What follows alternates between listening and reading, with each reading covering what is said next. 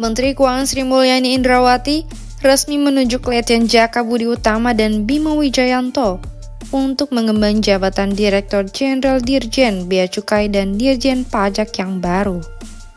Kepada Letjen Jaka Budi Utama dan Bima Wijayanto, Sri Mulyani meminta agar keduanya dapat menggenjot penerimaan negara dari bea dan cukai sesuai arahan Presiden Prabowo Subianto.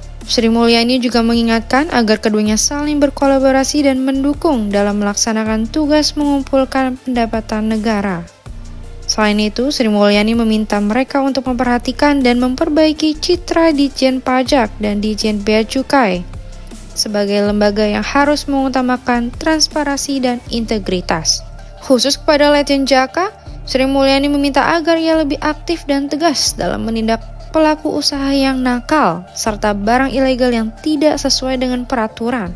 Hal ini disampaikan Sri Mulyani dalam acara pelantikan penjabat eselon 1 Kementerian Keuangan di kantor Kemenku Jakarta pada Jumat 23 Mei 2025. Saya berharap untuk Pak Bimo, Pak Jaka, dan seluruh staf ahli bidang penerimaan negara dan penerimaan negara bukan pajak dapat bekerja sama secara erat.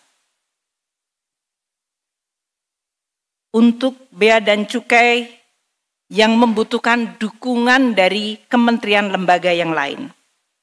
Di dalam tugas untuk tidak hanya menjaga penerimaan negara, namun juga menjaga industri dan menjaga perekonomian Indonesia.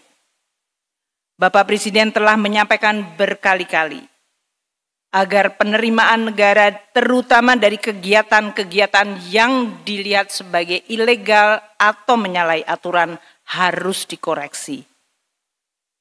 Maka kehadiran Pak Jaka merupakan suatu nilai tambah yang kami harapkan akan mendukung dan meningkatkan kemampuan Kementerian Keuangan untuk melakukan koordinasi yang jauh lebih baik dan efektif dengan berbagai aparat penegak hukum dan instansi-instansi lainnya. Karena Kementerian Keuangan tidak mungkin menjalankan tugas sendiri di Republik Indonesia. Pada kesempatan itu, Sri Mulyani juga meminta Letjen Jaka untuk memperbaiki operasional sistem informasi dan kepabeanan dan cukai, yakni Customs Excise Information System and Automation atau CISA. Sebab, sistem tersebut masih sering dikeluhkan masyarakat yang memerlukan layanan kepabeanan dan cukai, sehingga perlu diperbaiki. Sementara itu, terkait status Letjen Jaka Budi Utama yang sebelumnya merupakan perwira TNI aktif, diketahui ia telah mengajukan pengunduran diri dari TNI sejak awal Mei 2025. Pengunduran diri Letjen Jaka itu dikonfirmasi langsung oleh Kepala Pusat Penerangan TNI, Maijen Christomei Sianturi pada Jumat 23 Mei 2025.